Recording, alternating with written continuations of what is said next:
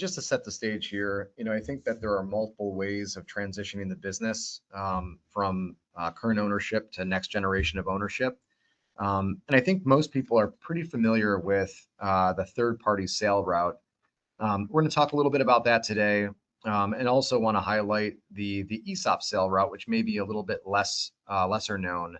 There's other ways as well, and we'll touch on those. But again, our focus is really going to be on the third-party sale route, compared and contrast to the ESOP route.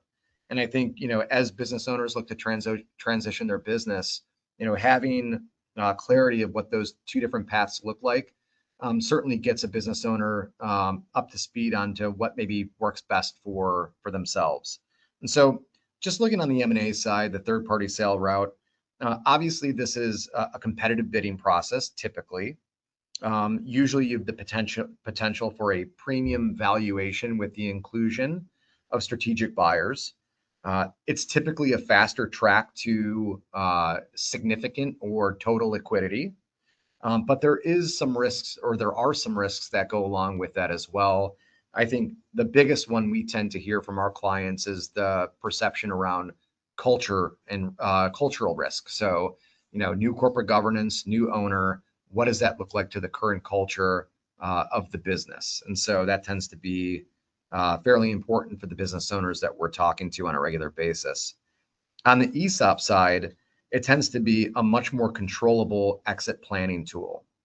And so you could do an ESOP transaction and sell the entirety of your company all at once, or you could do it in stages over a period of time. So again, very controllable. Certainly you could get significant liquidity up front, but it's probably going to take you more time to get fully liquid over the course of time with an ESOP. Where ESOPs, I think, really tend to shine is that there's a preservation of legacy. And so we see that as being a fairly common driver to business owners, making sure that the legacy that they built remains in the business while also rewarding the employees that have helped that business owner create the value in the business.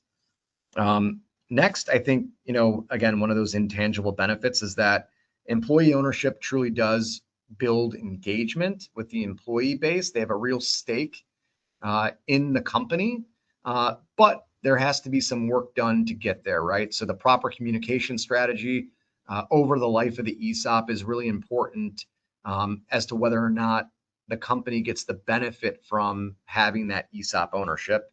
And I think then lastly is the tax advantages, both to the seller and to the company, depending on the structure. Tom's going to get into that a little bit later, but there are some very powerful tax advantages and estate planning advantages that come along with ESOPs as well. So, I think, our job always is to educate owners as to what options are available to them.